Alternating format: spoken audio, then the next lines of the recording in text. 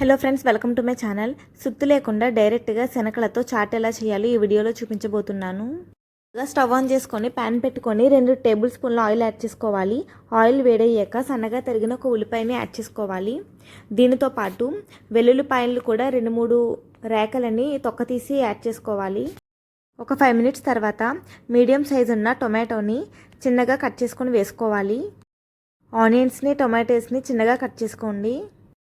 సన్నగా తరిగిన 2 పచ్చిమిర్చిని కూడా యాడ్ చేసి ఫ్రై చేయాలి. ఇవి కొంచెం ఫ్రై అయ్యాక 1 టీ స్పూన్ ధనియా పౌడర్, 1 టీ స్పూన్ జీరా పౌడర్, అలానే కొద్దిగా కారం, అలానే కొంచెం పసుపు కూడా యాడ్ చేసుకోవాలి. కారం మీరు తినేదాన్ని బట్టి యాడ్ చేసుకోండి. నేనైతే ఇక్కడ 1.5 టీ స్పూన్ కారం అయితే యాడ్ చేశాను. 8 అవర్స్ పాటు శనగల్ని నానబెట్టి అందులో 1 గ్లాస్ వాటరు, చిటికెడు పసుపు, కొద్దిగా ఉప్పు వేసుకొని బాయిల్ చేసుకోవాలి. తర్వాత శనగల్ని స్ట్రెయిన్ చేసి ఆ మిగిలిన వాటర్ని ఇందులో యాడ్ చేసుకోవాలి. బాయిల్ చేసిన శనగల్ని కొన్నిటిని పక్కన పెట్టి రిమైనింగ్ వాటిని మెత్తగా పేస్ట్ చేయాలి. చూడండి, వీడియోలో చూపించిన విధంగా ఉండాలి. మొత్తం అన్నిటినీ స్మాష్ చేయకూడదు.